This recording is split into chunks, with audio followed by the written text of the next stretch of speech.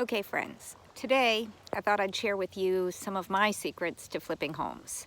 I'm no college graduate. I don't know a whole lot about the real world, I guess you would say the school book world of flipping homes. I know the real world, which that's what I live in. Own a bunch of properties, have flipped. I can't even count how many over the years. So my little notes to you. First of all, look at a lot of homes. Get out there. If you're doing this on the side, get out there nights, weekends, look at homes, walk homes. Foreclosures, the empty homes, they're the good ones to kind of be able to at least peek in the windows. Find a good realtor, and I'll get back to that later on, but realtors are worth their weight in gold. Yes, I am a realtor, but no, I don't do it for a living anymore, so I have no interest in, have no agenda for giving you that advice. Do a lot of research on properties, look at neighborhoods. I try to look at up-and-coming neighborhoods, ones that I know that there's something coming around the corner. Generally, a flip to me realistically takes about 4 to 6 months, so I'm always looking about 6 months out. Pull up Zillow. I know most realtors would tell you not to bother, and Zillow can be skewed. Zillow is an analytical system with computers out of California, so it can't give you the exact information. It doesn't know what's inside of that house or not inside of that house. It's really just reaching out around the neighborhood, same square footage, same year, and giving some approximate numbers based on that. So be careful with Zillow, but definitely put it in your arsenal. Look at the property appraiser site. Here's my favorite tip that I've lived by in the last few years. I always go back and see what did that house, or hopefully a very similar house right around it, sell for in 2006. Now let me explain. That's mostly for Florida. The reason is we had a crash right after that. So I kind of use it as my pendulum swing. I see where did that home swing up to in 2006. I then know as long as I'm getting it under that, my gut, I've noticed the pendulum is always swinging back the other direction. In fact, in some areas of Central Florida, the pendulum has already swung past 2006 markers. So sometimes I have to look further out, or even when I'm looking in other areas, my barometer is always 2006. I love concrete block homes. I hate wood homes. It's because of what it takes to fix it, if there's issues, if there's problems. Termite problems, wood. Now, if you happen to know how to do wood repairs, go for it. But for the most part, concrete block makes life pretty simple on a flip. There's not a whole lot that can go wrong with it, and you can generally see the structural cracks in the outside. By the way, in Florida, don't be concerned about minor structural. Be concerned if you could take a quarter and put it in those cracks. That's kind of telling you that there's something going on there. But disclosure, hey, what do I know, right? Got to keep saying that. If you're looking at condos, which a lot of times the fun part about condos right now, and here's another huge hint, right now is still the opportune time to buy condos. Why? Well, when the market crashed, two things happened. Property values in general crashed, but also the lender stopped loaning on condos. So that meant that the only people that could buy condos were basically paying cash. Well, now you have a buyer's market, which then makes the prices go down. So what's been happening? Values have been going up, but people still couldn't get financing for the most part on condos. So the numbers were still down. But what I've been telling my friends for the past probably year is I'm starting to see condo financing come back. Even FHA is starting to do it.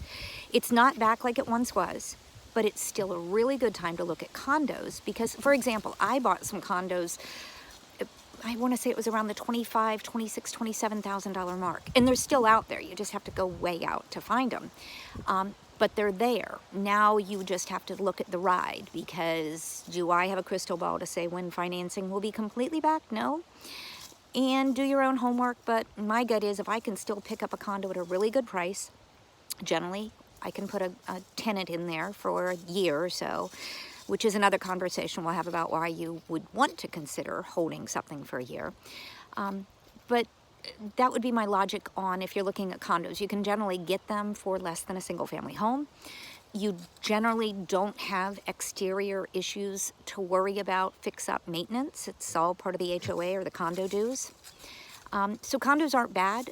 One huge thing that you can look at too, there are still some condos out there that do allow for no pet restrictions. Oh my goodness, if you're looking at renting, that's huge. You can get extra money because there are a lot of people out there who have wonderful dogs, but there's a lot of complexes that have like this bad dog list. Or if they're over 25 pounds, oh my gosh, the only dogs I've ever had are over 25 pounds. By the way, there is one of them right over there. I don't know if you can see her wandering in the bushes. Anyway, so you can actually get really good rental monies on it if you can put a pet in there.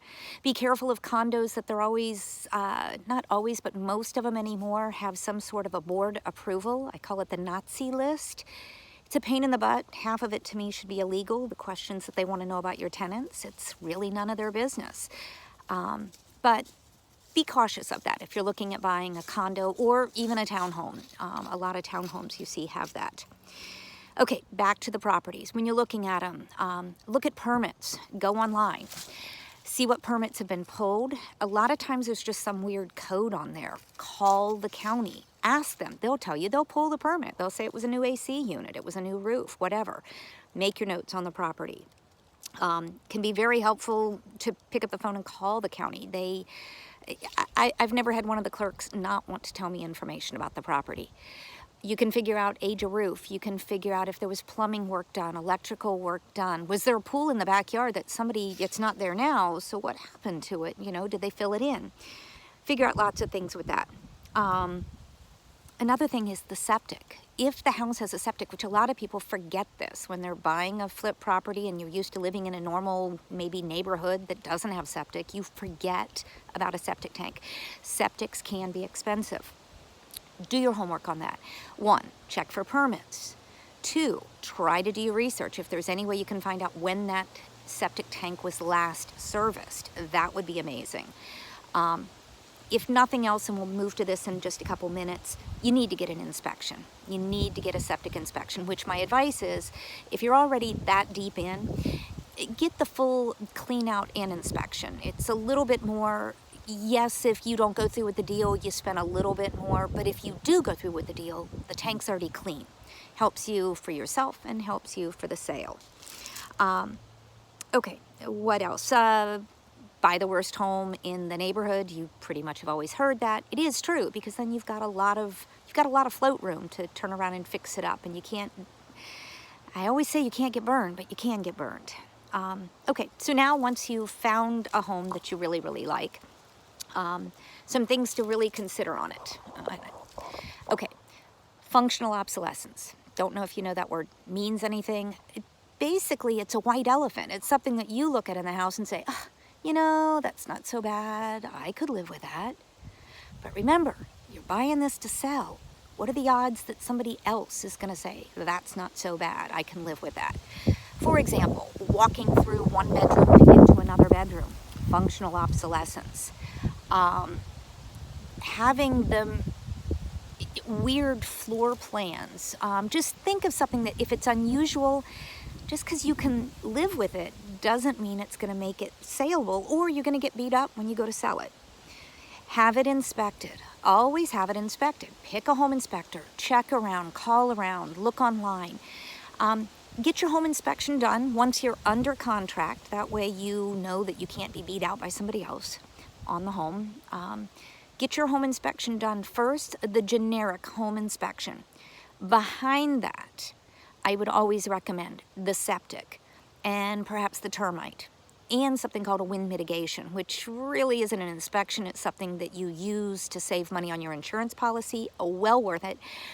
But again, if you pay for your general home inspection first, look at it, make sure you're okay before you start sinking yourself in deeper on the other inspections.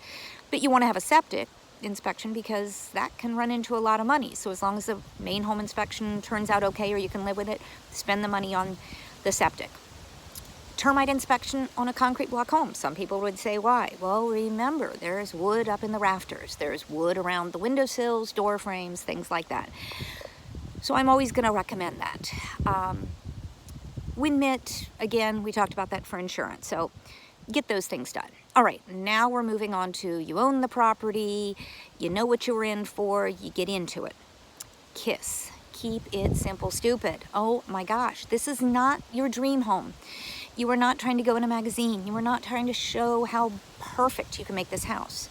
This is a business transaction. You want to go in, least amount of money, and keep it simple. Paint. I use this paint called Silver Feather. All the walls, it's kind of like a light gray, high gloss white trim on everything. It just looks clean and neat, and it's neutral, and it appeals to the masses. I do every room like that. Flooring, I'd always recommend, if you need to replace the flooring, go with some sort of solid surface, and I would highly recommend tile. And if you can shop around, go to Habitat for Humanity, those kind of places. If you can find the wood-looking tile, that's a moneymaker. That people just love that when they walk in a house. Carpet, by the way, for any of those who think you should have carpeting, let me tell you, I have been in thousands of homes with buyers. Anymore, nobody wants carpet. They don't like the dirt that holds up in carpet, and they don't like, I have a lot of younger people with babies who have read all kinds of stuff online about the chemicals that are in the carpet and carpet cleaning. So it adds no value to put in new carpet. In fact, it takes away. People will complain about it. Replace your ceiling fans, something light and bright. Replace fixtures. Easy fixes. You do those few things, you've definitely made a difference with the house. I don't generally do the work on the homes, although I can. I have taught myself because I didn't like to be burned or surprised with what kind of work it took to do projects. So I've replaced toilets and flanges and sinks and tubs and tile, and I've done all that. Do I want to do it anymore? No. So this is my hint to you. Find a handyman. Start interviewing a handyman near the home. I buy all over the place, all up in the Carolinas and Florida, so I have to find a variety of handymans. But this is my routine. I interview somebody to come in and say, do flooring work or do painting work. And after I meet about 5 or 6 different painters and they've given me quotes, I can pretty much judge their personalities. I don't always go with the cheapest. I go with the one that I know is going to deliver what I'm looking for at a fair price. But this person, generally, if they operate like that, they have friends that do other types of work. So what I do is reach out to them. Oh, don't like this lighting. Oh my God, there we go. Anyway, reach out to their friends. They know a roofer. They know an electrician. They know somebody. And like, people tend to hang about people like themselves. So you're going to find somebody who I'm always looking for the ethics in somebody. The way, are they going to deliver on time? Are they going to give me excuse after excuse? I never accept somebody going up in price. Everything should be in writing up front. If they're saying they're going to sand the walls and they're going to mud the holes and they're going to do 2 coats, 1 coat of primer, whatever they're going to do, make them itemize it. It may sound like a pain, and you may say, oh my God, but no, I know they're going to do a good job. My friend used them. It's really for you and them. It keeps everybody on a good level field because you know what what their expectations are and yours. Kind of keeps everybody fair in the process. So that's my advice as far as that. Now let's pretend that you've gotten all the way to the end. You're ready to sell the property. Again, I'll go back to the whole realtor thing. Try Fizbo. Try Fizbo one time and it may work. And you may be the greatest Fizbo person that ever was. I would tell you this. I did mention I'm a licensed realtor, right? I do have homes that I have listed with agents. It's not worth it for me and my time and my schedule to try to meet people to show a property when they swear they're going to be there at 7 o'clock at night and then nobody shows. Oh, that's the fun of being a realtor, by the way, and maybe why I'm not there anymore is because my life was completely at the mercy of people that I had to jump when they say jump. That was my job. So I'm going to let a realtor jump. I'm going to let a realtor get the contract. I tell them right up front, you know, I don't want verbal offers. I want written offers. Do not even bother. Do not call me. A written offer is just a piece of garbage that somebody is going to try to find out if I'm willing to take it. So then when and if they do a written offer, they're going to come in lower. So find a realtor. A realtor could be your best ally for finding future properties. Remember, if it's a good realtor, they're out there in the heart of things. They can normally get a whiff of something that's happening somewhere. Not to say that they're always going to bring you the greatest deals and always do your homework, but think about a realtor. And my final word is, ask the realtor for a range of pricing and go with the lower price. This is a business. This is not, you know, you selling one particular thing, hopefully. Hopefully you're going to do this over and over again like I did. And you get out. You make some money and you get out, because here's where you can get burned. Remember in the last video I said I own properties in North Carolina, South Carolina? Do you think I kind of freaked just a little bit when that big storm of the century was coming at us again, which, by the way, the same storm of the century had come 2 years ago, but everybody had told me, oh no, it was a one-time thing. Well, came back. Did I stress about flooding? Absolutely. Last year, my properties running up through, where was that? Central Florida. I remember I was on vacation in Jamaica, and I was stranded in Jamaica because of the storm, and there was a Cat 4 headed towards the properties in Central Florida. So get your money and get out. There are carrying costs. You could have a fire, an electrical problem.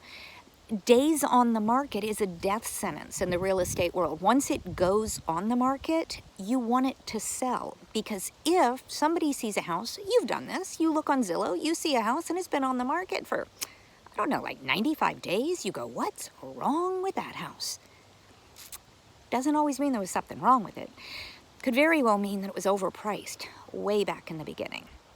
So I think that's my words of wisdom for you. I'm trying to look down at my notes and see if I've covered everything. I think I did. Hopefully I can help you guys with the whole flip.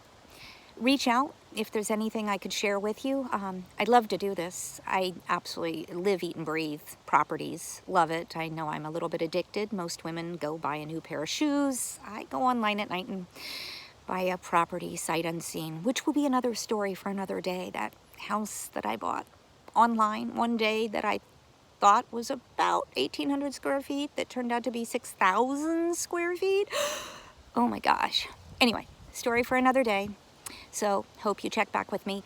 Oh, by the way, yipes, say a little prayer for me. Tomorrow I'm doing something I've always wanted to do, but I'm scared to death. I am going diving 40 miles off the coast, 100 feet down. So when I finish this little video, I've got to go study my dive computer that I just got because I don't know how to work it. But you know what? I guess this will make me do it.